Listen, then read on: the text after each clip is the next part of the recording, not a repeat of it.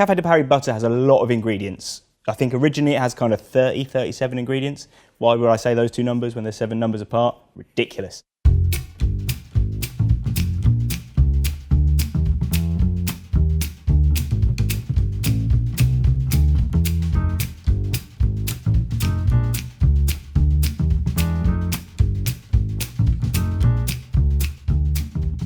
In this video, we're going to show you how to cook a T-bone steak in Roccbox, and we're going to serve this bad boy with a Café De Paris butter. It's delicious, you're going to love it, let's get going. We're going to start with the Café De Paris butter, which is a kind of curried butter. Despite the name, it doesn't come from France or Paris, it comes from Switzerland. It might not even come from a cafe, I don't know. And often you'll see recipes for it that have got kind of 30, 40 ingredients. So this is a kind of stripped down, simplified version. It's a really good thing to have in the fridge and it'll keep for about a week, 2 weeks. So we've got 250 grams of butter to start us off. So to the butter, we're going to add 2 tablespoons of curry powder. We're going to add 2 teaspoons of smoked paprika, 2 teaspoons of Worcestershire sauce. After that, we've got 1 teaspoon of Dijon mustard, 1 teaspoon of tomato ketchup. And now we're going to add just a few dashes of Tabasco. You can kind of control this, you know, don't want it too hot. Dry ingredients are mostly in there. Now it's time for some chopping. So we've got 2 shallots here. So we're going to really finely dice our shallots. And if you can't get shallots, you can use onions, either red onions or white onions. The onions are making me cry. Right, so shallots go into the pot. Next up, we're going to add about 2 tablespoons of flat leaf parsley. I'm just going to roughly chop that. And to that, we're also going to add 2 tablespoons of tarragon. So just make sure you pick the leaves off the tarragon. And now we're nearly there. Only 2 more things, promise. So next up, we've got baby gherkins. You can use big gherkins if you've got big gherkins in the fridge. As long as you've got gherkins, you're fine. So we're just going to roughly chop these. You can do these in like a little food processor or something if you want, but I think the texture is much nicer when they're hand chopped. And then finally, we've got 2 teaspoons of capers. Always chop your capers. It helps release the aromas, release the flavors.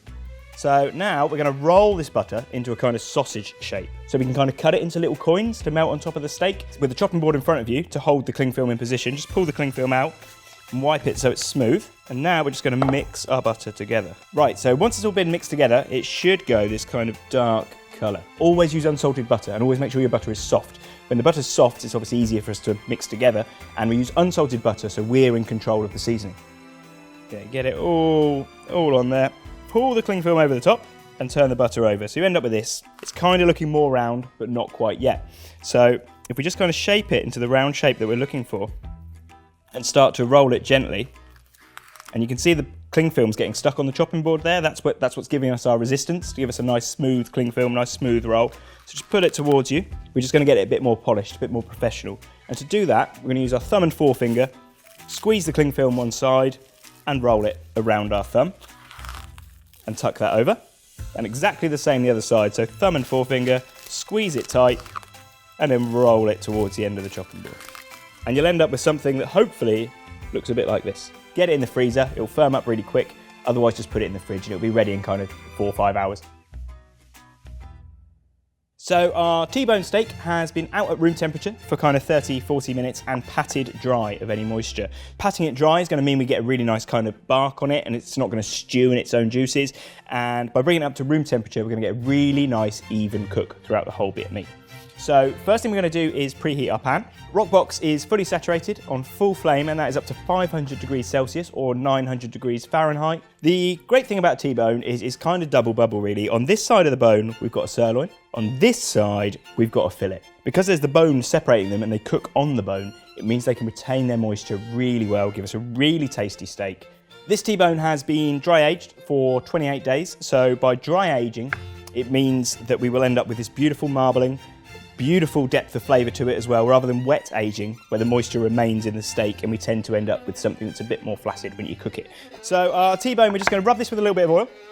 Don't need too much, okay? This big bit of fat we got here coming off the sirloin, that's going to kind of render down in the pan as well, so we don't need to go mad with our oil. Just rub both sides and give it a good season.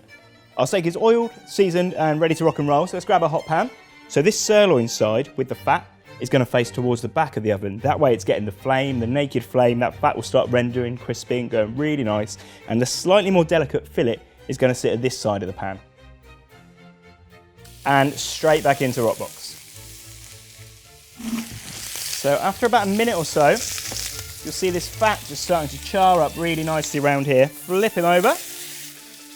and straight back in. Okay, so after another minute or so, you'll find the steak is cooked. And what we're going to do now is just tilt it up, and this fat that's started to render and cook really beautifully, we're just going to press down firmly in the gaps on our griddle pan. So all in all, that's probably had kind of around 2.5 minutes each side. We've got our fat nicely rendered. Steak looks like it's cooked beautifully. Now we're going to leave it to rest. Really important to rest your meat. Okay, so our T-bone has rested for kind of probably about 10 minutes or so, 8-10 minutes. We can bring the sirloin off this side, and we've got the fillet coming off here. You can see you've got your bone shape here, and we're just going to give them a quick little carve. And then if we just kind of rebuild that in the pan, and we're going to pop a coin on the sirloin, a coin on the fillet. We're going to turn Roccbox's flame down to the lowest setting and just literally kind of flash these to start melting that butter. Okay, then after about 20 seconds or so, that butter will have started to melt down nicely, and then we can bring him over here. So we've got fillet, we've got T-bone, and we've got sirloin. So there you have it. We've cooked the T-bone in Roccbox, and we've managed to put the sirloin towards the back of the flame, which has meant this incredible rendered fat all around the outside. The fillet being near the front of the oven has meant that's cooked a little bit more gently than the sirloin. These can be quite awkward to cook together sometimes, but Roccbox makes it easy. And then we've made this compound butter, this Café De Paris butter, that is just full of beautiful curry flavours. The aromas that come off it as it melts and as it goes warm are incredible. Have a go at making it. Even if you don't get a T-bone, make the Café De Paris, serve it with your favourite cut of meat, and enjoy.